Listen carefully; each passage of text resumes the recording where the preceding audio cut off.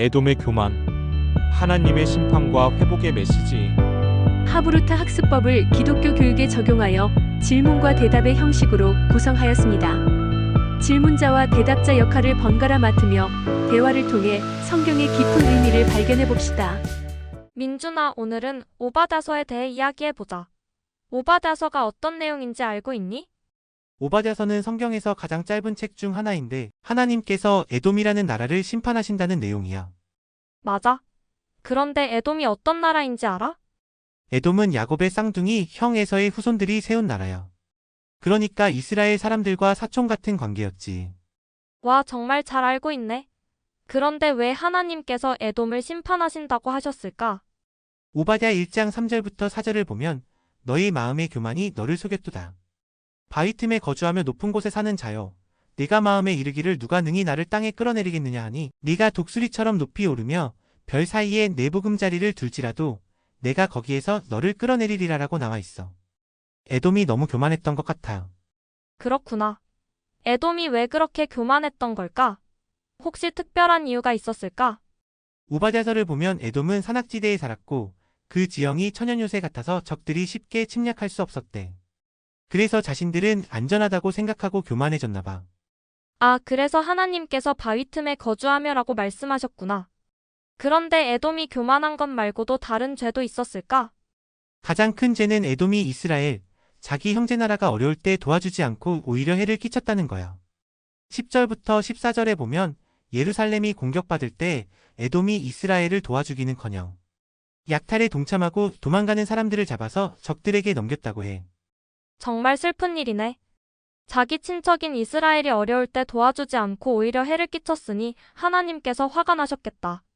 하나님은 우리가 어려운 이웃을 어떻게 대해야 한다고 말씀하셨지? 이웃을 내 몸과 같이 사랑하라고 하셨어. 그리고 어려운 사람을 도와주라고 하셨지. 에돔은 그렇게 하지 않았으니 하나님께서 벌을 내리신 거야. 그렇구나. 그런데 오바다서에서 여호와의 날이라는 표현이 나오는데 이건 무슨 뜻일까? 여호와의 날은 하나님께서 모든 민족을 심판하시는 날이야. 15절에 여호와의 날이 가까웠으니 네가 행한 대로 너도 받을 것인즉이라고 했어.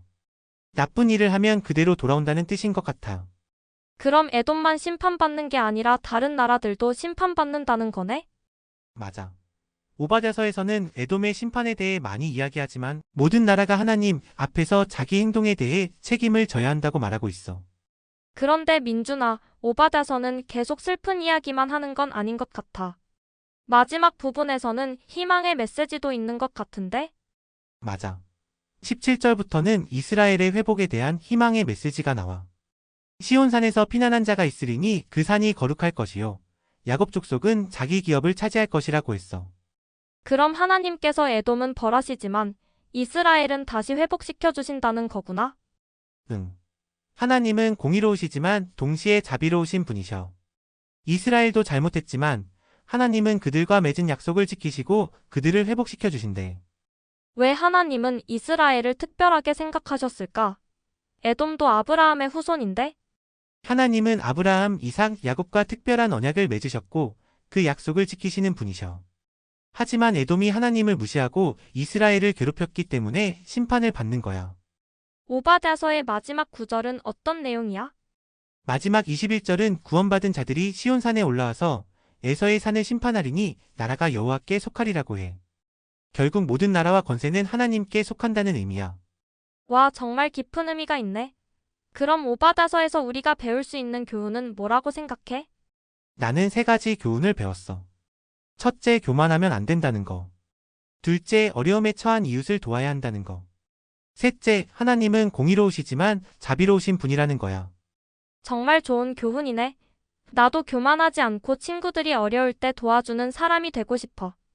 민준아, 그런데 오바다서는 오래전 이야기인데 이게 지금 우리와 무슨 상관이 있을까?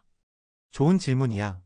비록 오래전 이야기지만 사람들의 마음은 크게 변하지 않았어. 지금도 사람들은 교만해질 수 있고 이웃이 어려울 때 외면할 수 있어. 오바댜서는 그런 행동의 결과를 경고하고 있어. 맞아. 우리도 에돔처럼 교만해지거나 다른 사람들이 어려울 때 무시하면 안 되겠다. 그런데 민준아, 하나님이 에돔을 심판하신다는 게 좀 무섭게 느껴지지 않아? 처음엔 나도 그랬어. 하지만 하나님이 에돔을 심판하시는 이유는 그들이 정말 나쁜 일을 했기 때문이야. 하나님은 공의로우신 분이셔서 나쁜 일에 대해서는 반드시 책임을 물으시지만 동시에 자비로우신 분이셔서 우리가 잘못을 인정하고 돌이키면 용서해 주셔. 아, 그렇구나. 그럼 하나님은 무서운 분이 아니라 공정하신 분이구나. 우리가 잘못했을 때 인정하고 미안하다고 하면 용서해 주시는 분이시네. 맞아. 성경에서는 하나님을 사랑이라고 표현하기도 해. 하나님은 우리를 사랑하시지만 잘못된 행동은 바로잡아 주시는 부모님 같은 분이셔. 와, 오바다서가 짧지만 정말 중요한 메시지를 담고 있네. 다음에는 다른 성경 이야기도 같이 공부해보자. 좋아, 서연아. 성경 공부하는 게 정말 재미있어. 이상 하나님의 말씀이었습니다. 감사합니다. 구독, 좋아요, 알림 설정 꼭 잊지 마세요.